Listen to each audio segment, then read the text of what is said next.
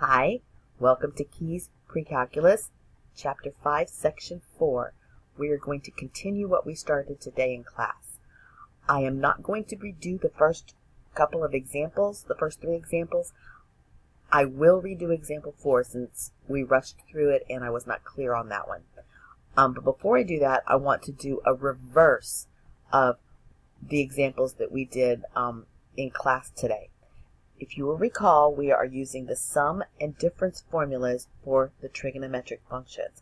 I'm not going to put them up here on the video, but you can refer to them on page 368 in your book in the blue box. Now, the first example we did, I said find the exact value of cosine of 75 degrees. Well, you don't know what, without using your calculator. You don't know what that is, but we broke up 75 degrees into 30 degrees plus 45 degrees because we know what the sine of 30 degrees is and we know what the sine of 45 degrees is, and we used the sum formula for sine to solve that one. And then we did one for for sine of pi over 12. And then we did another example. But before I move on and do an example like example 3, I want to go backwards from what we were doing like examples 1 and 2. So if I give you this problem here, and say find the exact value of tangent of 80 plus tangent of 55 divided by 1 minus tangent of 80 times tangent of 55. You look at that and you say, I can't do that because I don't know what the tangent of 80 is without using my calculator. And I don't know what the tangent of 55 degrees is without looking at my calculator. But I do recognize that it is in a form of one of the sum or difference formulas that we learned earlier today. It's in the form of the tangent sum formula. Tan u plus v is equivalent to tan u plus tan v over 1 minus tan u times tan v. And if I substitute a u in for 80 and a v in for 55, then I see that I have that exact form. So I can say that this is equivalent to tan u plus v. But in this case, since my u is 80 and my v is 55, I'm going to replace that. I'm going to substitute 80 in for u, and I'm going to substitute 55 in for v. And if I add 80 plus 55, I get 135. And do I know the tangent of 135 degrees? Well, yes, I can look on my unit circle and I see that the tangent of 135 degrees, or the tangent of 3 pi over 4, is negative square root of 2 over 2 under square root of 2 over 2. So basically, I know that it is negative 1. So I can see on my unit circle that the tangent of 135 degrees is negative 1, and that is how I solve this kind of problem very simply, so I can do the reverse of what we were doing in class today. Okay, now I'm going to do another example like the second one we did in class. I'm asking you to find the cosine of u minus v, given that the cosine of u is negative 15/17 and u is between pi and 3 pi over 2, and sine v is negative 4/5, given that v is between 0 and pi over 2. So this red one, the cosine of u, negative 15/17, that's in the third quadrant because it's between pi and 3 pi over 2. So I'm going to draw myself a triangle here in the third quadrant. And this is u right here. I'm just going to mark it right there. That's u. Now, the cosine of u is negative 15 over 17. Cosine is adjacent, so my adjacent part would be negative 15 over hypotenuse, which is 17. Now, if I do my Pythagorean theorem, I am going to find that my missing side, the x side, is going to be 8. So I'm going to write it right here because 8 squared plus 15 squared is equal to 17 squared, but it's actually negative 8 because it's in the third quadrant. Now I'm going to come over here and I'm going to look at my V angle. Now, it's between 0 and pi over 2. That means it's in the first quadrant. No, it can't be in the first quadrant. Yes, it is in the first quadrant. I put the wrong sign up here. Hold on a second. It has to be in the first quadrant because it's between 0 and pi over 2, but I wrote a negative 4/5, which it can't be.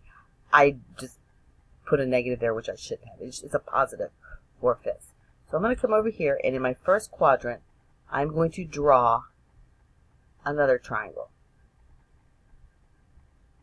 Okay, and this is going to be my V triangle. And then the sine of V is opposite over hypotenuse. It's 4 over 5, and my missing side here is 3. And I know that by the Pythagorean theorem. So now I know all of my missing parts, and I can find the cosine of u minus v. By the difference formula, or the cosine difference formula, I know that the cosine of u minus v is equivalent to the cosine of u times the cosine of v plus the sine of u times the sine of angle v. So now I'm going to find the cosine of u. Well, I already know it's given to me as negative 15/17, so I'm just going to substitute negative 15/17 into cosine of u. But I have to find out what my cosine of v is. So I'm going to come over here to my green triangle, and I see that cosine is adjacent over hypotenuse. Therefore, the cosine of v is the adjacent, which is 3, or the x value, over the r, which is 5. Okay, so I've got those two. Now I'm going to add sine u times sine v. Well, I have to look at my u angle up there, and I see that sine is opposite over hypotenuse, or y over radius. My opposite is negative 8. So I'm going to put negative 8 over 17 in place of sine u. And then I'm going to multiply that by sine v, which they give us as 4/5. And now all I have to do is multiply and add. Okay, negative 15 times 3 is negative 45. And 17 times 5 is 85. Okay, and then negative 8 times 4 is negative 32 over 85. And because the denominators are the same, and they are the same sign, I can add those numbers to get a negative 77 over 85.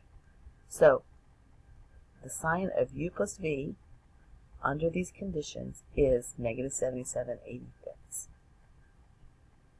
Okay, now let's look at the example that we started in class, but were rushed to finish, and I was not clear explaining it. The purple says, write cosine of arctan 1 plus arc cosine x as an algebraic expression. So this is really just the form of cosine u plus v. So you can see right here, my u is the arctan 1, and my v is arc cosine v. So if we look down here, then we can rewrite it as cosine u, cosine v minus sine u sine v. But we have to figure out what u and v are so that we can write it as an algebraic expression, meaning we're writing it without any trigonometric functions. So what I did here is I drew two triangles. I drew a red triangle for u, angle u, and I drew a green triangle for angle v. Now we know that arctan means the inverse tangent. In other words, what angle gives me a tangent of 1? And you know that the 45 degrees gives you a tangent of 1. So because u is the angle that gives me a tangent of 1, u has to be 45 degrees here. I know that number. And in a 45, 90 triangle, the sides are 1, 1, square root of 2. But I can also write it as 1 over 1 because I know that the tangent of angle u is going to be 1 divided by 1. Or it could be 2 divided by 2 or 3 divided by 3, but there's no reason to complicate it. We're just going to call it 1 divided by 1. And because it's opposite over adjacent, we know that the legs are 1 and 1. So by the Pythagorean theorem, you can determine that the hypotenuse is the square root of 2. But you also know that a 45, 45, 90 triangle has sides in the ratio of 1, 1, square root of 2. So because angle U gives me a tangent of 1, angle U has to be 45 degrees. And that takes care of the red angle U. Now let's look at the green angle V. There are no numbers for arc cosine of x. X is just a variable. So I cannot figure it out the same way that I figured out the red angle U. Not with numbers anyway. But I do know that angle V gives me a cosine of x, because the arc cosine of x is V. So, a cosine is going to be x over r, or adjacent over hypotenuse. And x can be rewritten as x over 1, correct? So I could call my adjacent x and my hypotenuse 1. And if I have these two sides, then I can find the third side in terms of x and 1. And you can do that using the Pythagorean theorem. So over here, remember, the Pythagorean theorem is a squared plus b squared equals c squared. We know our a is x squared. We don't know what our b is, so I'm just going to keep it b squared. Or you can call it y squared if you want, because it is the y value. And then c squared is, sorry about that. Let's see if I can delete that. C squared is 1 squared, because my hypotenuse, or my radius, is 1. Now, when I solve for this, I'm solving for b, so I need to subtract x from both sides, so I get b squared equals 1 squared is 1 minus x squared. But I don't want b squared, I want b. So I take the square root of both sides here, and I get b equals the square root of 1 minus x squared. So my third side, or my other leg, is the square root of 1 minus x squared. So now that I have my three sides for both triangles, my three sides for both triangles, I can write my angles u and v in terms of trigonometric functions. So the cosine of u, and I put it in red here, if I'm looking over here on the right side of the screen, the cosine of u is going to be, looking at triangle with angle u in it, adjacent over hypotenuse. So that's going to be 1 over the square root of 2. I'm just going to leave it that way for now. I will fix it, I will simplify it when we're done. The cosine of v, I'm going to look at the green triangle. And we already know that it is going to be x over 1. Because v is the arc cosine of x anyway. Now I'm going back to my red triangle, and I'm going to find the sine of u. Sine is opposite over hypotenuse. So I'm going to write that as 1 over the square root of 2. It is also 1 over the square root of 2. Because the sine and the cosine are both the same in the 45, 45, 90 triangle. And of course, the sine of my green triangle is the sine of v, which would be the opposite, which is 1 minus x, the square root of 1 minus x squared, all over the hypotenuse, which is 1. And then now I have gotten my my trigonometric function, and I've rewritten it in terms of an algebraic expression that I just need to finish simplifying. So here, 1 times x is x over the square root of 2 minus the square root of 1 minus x squared over the square root of 2. Because the denominators are the same, I can rewrite this as x minus the square root of 1 minus x squared over the square root of 2. But I need to rationalize my denominator. For the sake of time, I'm not going to do that, but you know how to rationalize the denominator. You multiply both the numerator and the denominator by the square root of 2 over the square root of 2. That's multiplying it by 1. Now let's go ahead and move on to a couple more examples so y'all can do your homework. In all the examples we have done so far, we have used the sum and difference formulas to find the exact value of trig functions, or to rewrite trig functions as algebraic expressions like we did in the last example. But we can also use it to prove identities. Now we're going to do that here now. We're going to prove the cofunction identity.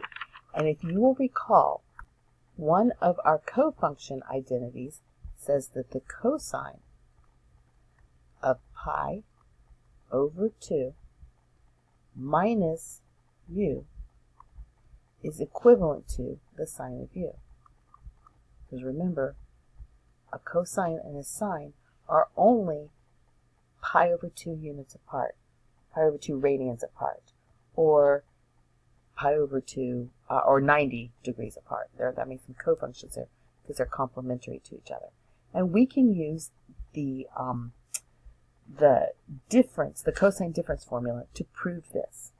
So let's go ahead and do it. We could say the cosine of pi over 2 minus u is equivalent to saying the cosine of pi over 2 times the cosine of u plus the sine of pi over 2 times the sine of u. And we're going to see if that equals the sine of u. I think the book says x, but I'm just using u because that's what we've been using. Well, we know that the cosine of pi over 2 is 0.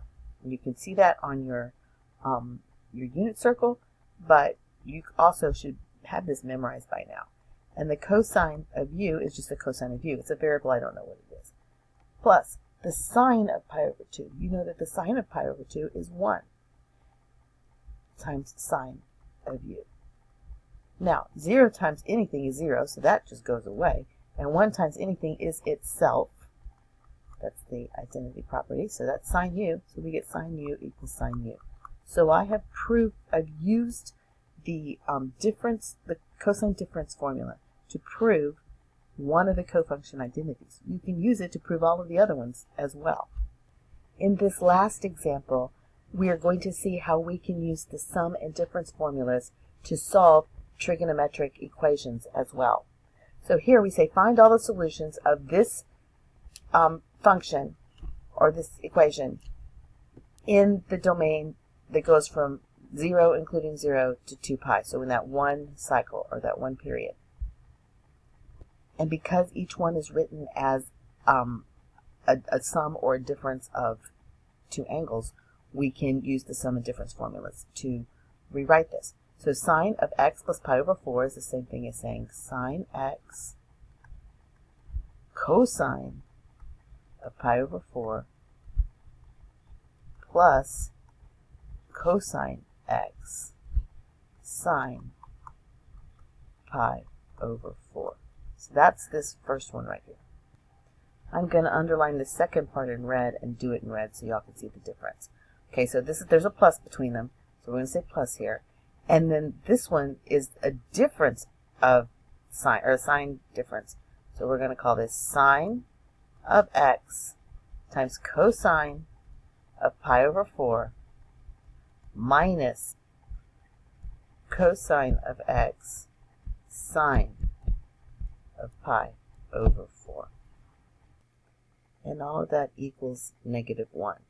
And I made it in green just so you can stand it. It would stand out. Okay, now I'm looking for like terms because these are all terms that are added together.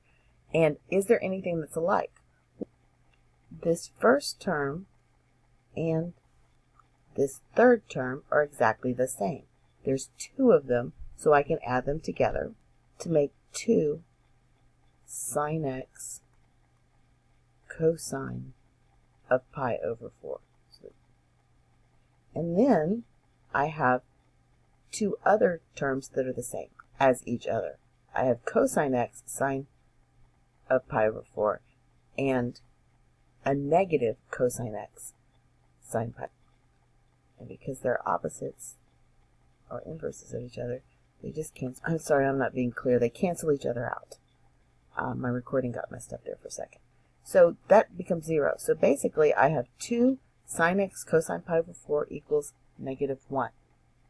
Now, I can solve for x here.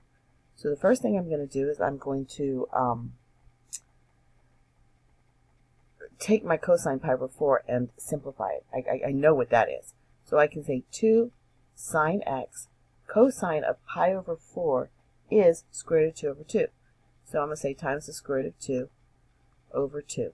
Now I've got it down to a single trigonometric function, and I can just solve for x. This 2 and this 2 cancel each other out.